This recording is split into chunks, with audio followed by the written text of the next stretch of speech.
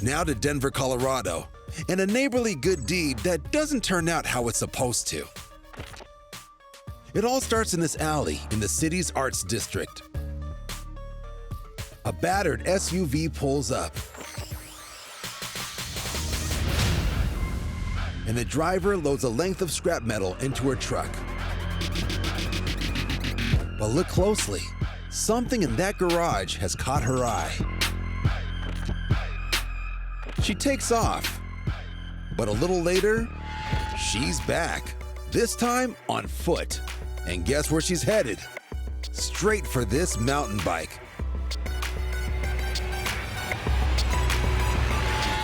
Now, this could be the end of the story, but it's not. In fact, it's only the beginning for neighbor Josh Berman, whose office backs onto this alleyway.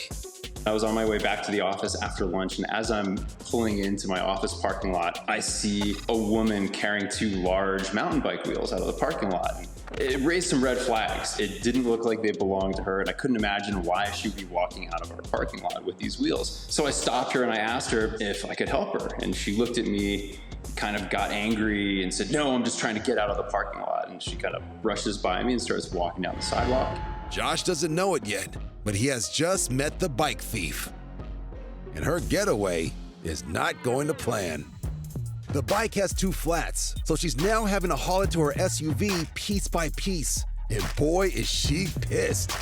As I'm getting my phone out to start shooting her, she turns around and swings a bike wheel and actually hits me in the chest. And she's yelling and screaming. I mean, at that point, I'd kind of had enough and turned around and decided to get on with my day. And as I was walking back on the sidewalk towards my office, I actually saw a mountain bike upside down in the right-of-way in front of the office.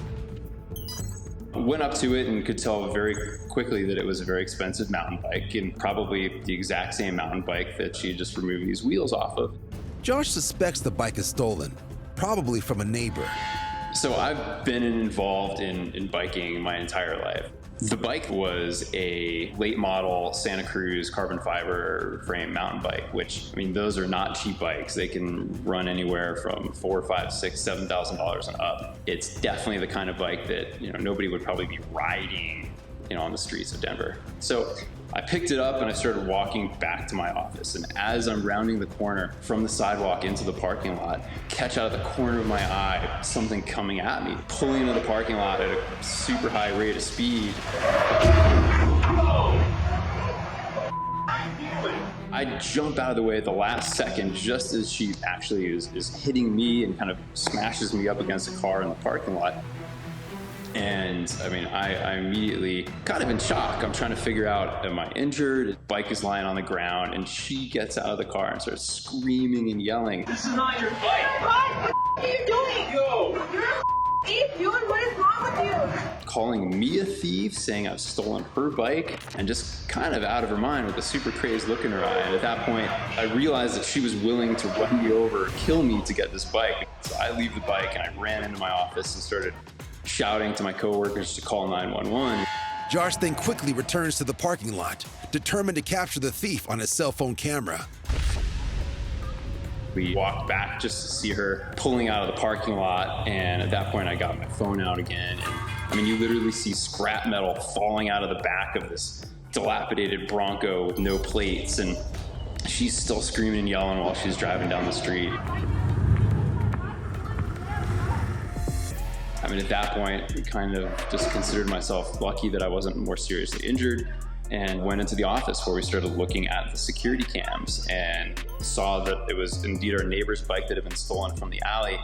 We went over to the neighbor's house and knocked on the door just as he was coming home, and I got to break the bad news to him that unfortunately his bike had been stolen, and showed him the footage. Josh and his neighbor Sean, who owns the bike, have both filed complaints with the Denver police, but so far, no arrests have been made. Law enforcement, I feel like nationwide, is not prioritizing bike theft. And obviously there are a lot of bigger and more important issues that we're all dealing with. But at the same time, people have taken it for granted that Denver is a relatively safe city, and they let their guard down. And I mean, it's a problem.